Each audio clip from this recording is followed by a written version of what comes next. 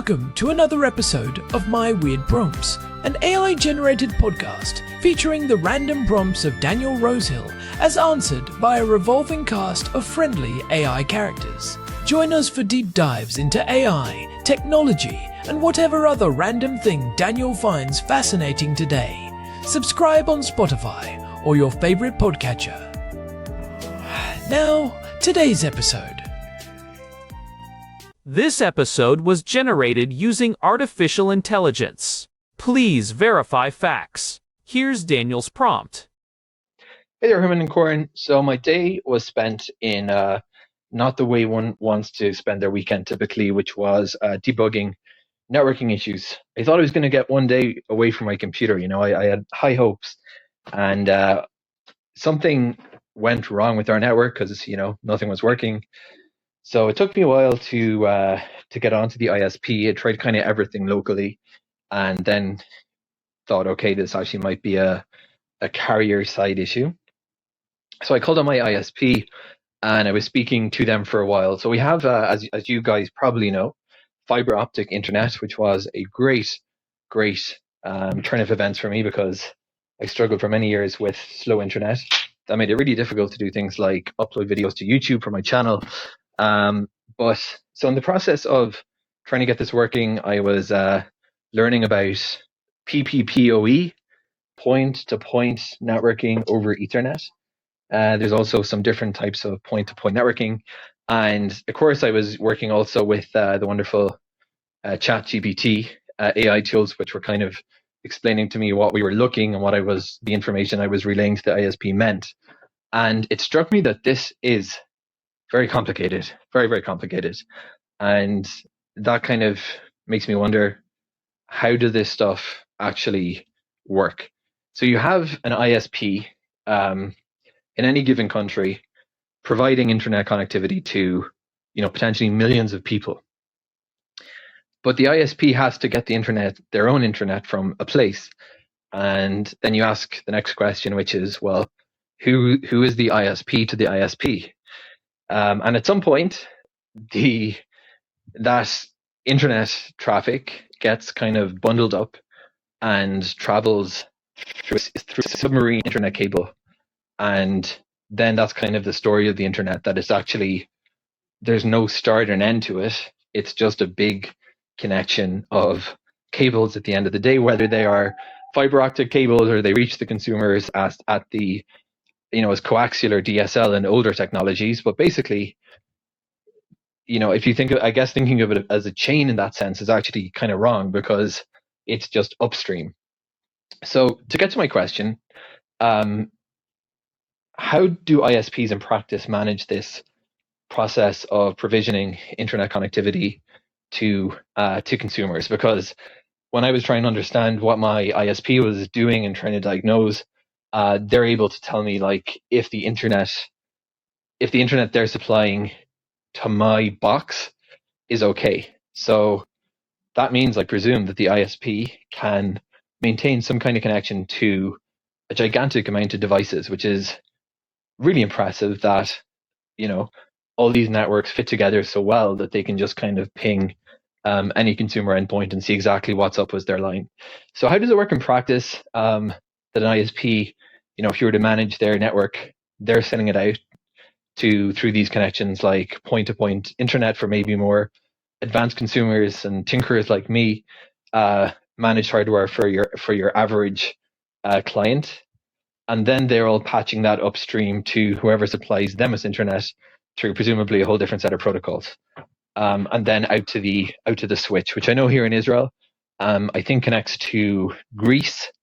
And through Haifa, there's a couple of landing points for submarine cables, which would be a fascinating topic for a separate episode, I think.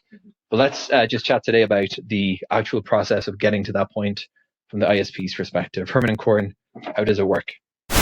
Welcome to My Weird Prompts. I am Corn, and I am joined as always by my brother, Herman Poppleberry, reporting for duty. And man, do we have a deep one today. Our housemate Daniel was actually wrestling with some serious network gremlins over the weekend right here in our house in Jerusalem. He was diving into the guts of point-to-protocol over Ethernet or PPPoE and fiber optic systems while trying to figure out why the internet was acting up. It is funny how we take the internet for granted until that little light on the router turns red. Then suddenly, you are trying to understand the difference between a modem and an optical network terminal at 2 in the morning. Daniel's struggle really highlights how complex the invisible infrastructure around us has become. It really has. And what is fascinating is that the topic he sent us today is about that entire journey, not just the router in our living room, but how an internet service provider, or ISP, actually manages to provision connectivity to millions of people simultaneously. It is this massive coordinated dance of protocols, hardware, and literal glass threads buried under the ocean. I think most people imagine the internet as this amorphous cloud, but as Daniel pointed out after his research, it is actually just a very long, very expensive chain of cables. I want to start with the consumer end, though. When Daniel was talking about PPPoE, that felt like a bit of a throwback. Why are we still using protocols that feel like they belong in the dial-up era when we have gigabit fiber? That is a great place to start. PPPoE, or point-to-point protocol over Ethernet, is essentially a way for the ISP to identify who you are and manage your session. Think of it like a digital passport control. Back in the day, point-to-point protocol was used for dial-up because you were literally making a direct phone call to the ISP. When we moved to broadband, the ISP still needed a way to authenticate users, handle billing, and assign IA pre-addresses. So, it is basically a legacy wrapper. But does it not add overhead? If I am on a 2 gigabit fiber connection, is my router wasting time doing this handshake every time I want to watch a video? It does add a tiny bit of overhead, usually about 8 bytes per packet. For most people, it is negligible, but for power users or people with very high-speed connections, it can actually become a bottleneck for the router's processor. That is why some modern ISPs are moving toward DHCP, or Dynamic Host Configuration Protocol, which is much leaner. But PPPoE is still incredibly popular because it allows the ISP to easily terminate your That makes sense from their perspective, even if it is a headache for the user to configure. Now, let us talk about the hardware. Daniel mentioned fiber optic systems. In our neighborhood, we have seen the crews digging up the streets for years to lay these cables. What is actually happening when that fiber line enters our house? It is not just a faster version of the old copper phone lines, right? Not at all. It is a fundamental shift in physics. With the old DSL or cable systems, you were sending electrical pulses over copper. Copper has resistance, it generates heat, and it is susceptible to electromagnetic interference. If your neighbor uses a microwave or there is a lightning storm, your signal can degrade. Fiber optics use photons. We are talking about pulses of laser light traveling through strands of glass that are about the thickness of a human hair. And that light stays inside the glass because of total internal reflection, right? Exactly. The core of the fiber is surrounded by a cladding that reflects the light back inward. Because light travels so fast and does not suffer from electrical interference, we can send massive amounts of data over huge distances without the signal fading. But here's the tricky part Daniel was looking at, the ONT or Optical Network Terminal. That is the little box on the wall that the fiber plugs into. Its job is to turn those flashes of light back into electrical signals that your router can understand. I remember when we first got fiber installed, the technician was very careful not to bend the cable too sharply. He said if you kink a fiber line, the light just stops. It is much more fragile than the old coaxial cables we used to have. Oh, definitely. If you bend it too much, the light hits the cladding at the wrong angle and just escapes into the plastic jacket instead of reflecting back into the core. It is called a macro bend loss. But once that signal is in the ONT and converted to Ethernet, that is where the ISP's provisioning system kicks in. They have to make sure that the specific ONT in our house is authorized to access their network. They usually do this by checking the serial number of the ONT. So even before I put in my username and password for the internet session, the hardware itself has to be whitelisted. This brings up an interesting point about the last mile. That is the term for the connection from the ISP's local hub to the consumer's house. How do they manage that for millions of people? It seems like an incredible amount of cable. It is, and they use something called a PON, or passive optical network. This is a brilliant bit of engineering. Instead of running a dedicated fiber line from the central office all the way to every single house, which would be insanely expensive, they run one high-capacity fiber to a neighborhood and then use a splitter. A single fiber can be split to serve 32 or even 64 different customers. Wait, if the fiber is split, does that mean I am sharing my bandwidth with 64 neighbors? Is it like the old cable modem days where the internet got slow at 7 p.m. when everyone started watching movies? In theory, yes, it is a shared medium. But the total capacity of that one fiber line is so high, often tens of gigabits per second, that you rarely notice it. Plus, the ISP uses time division multiplexing. Basically, the ONT in your house and the ONT in your neighbor's house take turns sending data in incredibly small time slices. They are synchronized down to the nanosecond. That is wild. The level of coordination required just to get a packet from our living room to the local exchange is staggering, and we have not even left Jerusalem yet. We are just getting started, but before we head upstream to the big backbone cables, I think we should take a quick break for our sponsors. Good idea. Let us hear from Larry. You worried about the security of your home device? You want it fight snugly over your router or wireless antennas?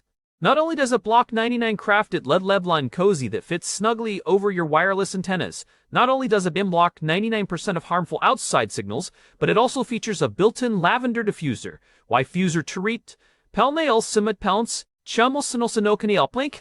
Thanks, Larry. I'm not sure lead lining your router is the best way to get a good signal, but I suppose the lavender is a nice touch. Paranoia. Purple. Truly a color for our times. Anyway, back to the infrastructure. We have made it from our house to the ISP's local exchange. Now, how does the ISP get their internet?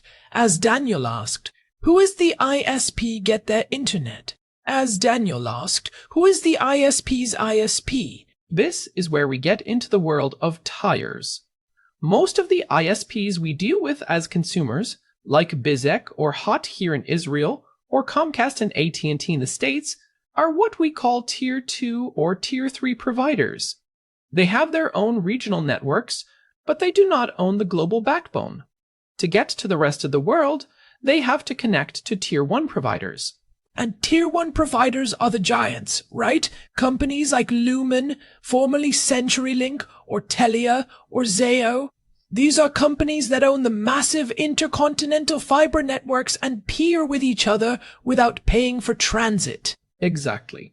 A Tier 1 network is one that can reach every other part of the internet without paying anyone else for the privilege. They have peering agreements. It is like a global club where everyone agrees to carry each other's traffic for free because the exchange is mutually beneficial. If you are a Tier 2 provider, you usually have to pay a Tier 1 provider for transit to get your customers' data to the other side of the world. So, when I send an email to a friend in New York, my data goes from our ONT to the local Jerusalem exchange, then probably to a major data center in Tel Aviv, and then it has to find a way out of the country. Right, and for Israel, that means going underwater. This is the part Daniel found so fascinating.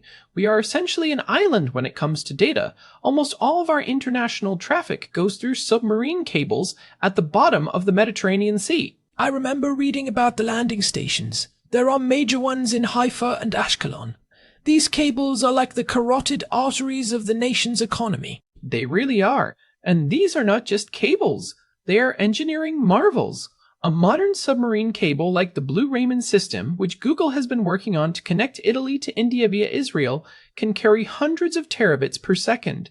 These cables are armored with steel and buried under the seabed near the coast to protect them from boat anchors and sharks. But once they get to the deep ocean, they are surprisingly thin, maybe the diameter of a garden hose. It is amazing to think that the entire world's communication relies on a few dozen garden hoses at the bottom of the ocean. What happens when one of them breaks? We have seen news reports about ships dragging anchors and cutting cables. That is where the mesh nature of the internet comes in. This is a concept called BGP, or Border Gateway Protocol. It is essentially the GPS of the internet. Every major network on Earth tells its neighbors which IP addresses it can reach. If a cable in the Mediterranean is cut, the BGP routers automatically realize that the path is gone, and they start rerouting traffic through other available cables, maybe through a different landing station, or even a longer route through another country. But that must cause massive latency, right? If my traffic suddenly has to go through a backup cable that is already at 90% capacity, everything slows down. Oh, absolutely. We saw this back in early 2024 when several cables in the Red Sea were damaged. It did not break the internet, but it caused significant slowdowns across East Africa and parts of Asia. The internet is designed to be resilient, but it is not infinite. This is why ISPs spend so much money on redundancy. They do not just buy capacity on one cable, they buy it on 3 or 4 different systems owned by different companies. This brings us back to Daniel's question about how they manage all of this. It is not just about the cables, it is about the software that manages the traffic. You mentioned BGP, but how does an ISP decide which path to take? Is it just the fastest one? Not always. Often it is the cheapest one. This is the business side of the internet that most people do not see. ISPs have routing policies. If they have a peering agreement with a neighbor that is free, they will try to send as much traffic as possible through that neighbor, even if it is slightly slower than a paid transit route. It is a constant balancing act between performance and cost.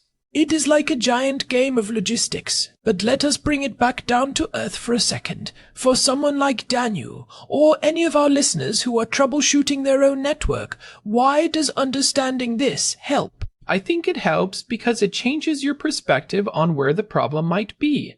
When your internet is slow, most people assume it is the Wi-Fi. And to be fair, 90% of the time it is the Wi-Fi. But by understanding the chain, you can start to isolate the issues. If you can ping your router, but you cannot ping the ISP's gateway, the problem is likely the last mile fiber connection or the PPPoE session. If you can reach local websites but international ones, that is a great point. It is about narrowing down the fault domain. If Daniel knows his PPPoE session is active, he knows the ONT and the fiber line are working. He can then look at things like DNS or domain name system, which is another layer of the provisioning process.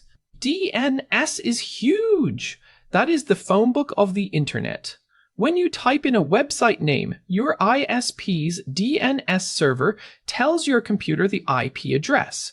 If the ISP's DNS server is slow or overloaded, it feels like the whole internet is broken, even if the underlying fiber is perfectly fine. That is why a lot of tinkerers, as Daniel called himself, often switch their routers to howitz, I have done that myself. It often makes the internet feel much snappier, because the lookups happen faster. So, we have the physical fiber, the ONT, the PPPoE session, the ISP's internal network, the peering points, and the submarine cables. It is a massive stack of technology. What do you think is the biggest misconception people have about this whole system? I think the biggest misconception is that the internet is wireless. We talk about the cloud and Wi-Fi and 5G, but the reality is that the wireless part is only the very last few feet, or maybe the last couple of miles if you are on a cell tower. The other 99% of the internet's journey is through physical, tangible materials. It is glass, it is copper, it is massive data centers that consume as much power as a small city. We are still very much tethered the heart. It is a very grounded reality for something that feels so ethereal. And as we move into 27 and beyond, that infrastructure is only going to get more complex. We are seeing more satellite constellations like Starlink, which add another layer to the mix. Starlink is fascinating because it is essentially trying to move the backbone into space. Instead of submarine cables, they are using laser links between satellites. It is still a physical chain, just one that is orbiting at 17,000 miles per hour. But for most of us, the fiber in the ground is still going to be the gold standard for a long time because of the sheer capacity of glass. So, for the practical takeaways today, first, if you are having issues, check your hardware. Make sure your fiber isn't kinked and your ONT is happy. Second, understand your protocol. If your ISP uses PPPoE, your router is doing more work than if it used DHCPP. And third, do not be afraid to change your DNS. It is one of the easiest ways to improve your browsing experience without spending a dime. And maybe most importantly, have some sympathy for the network engineers. Managing a network that serves millions of people while the ground is literally shifting and cables are being snagged by anchors is a monumental task. It is a monumental task. It is a miracle that it works as well as it does. It really is.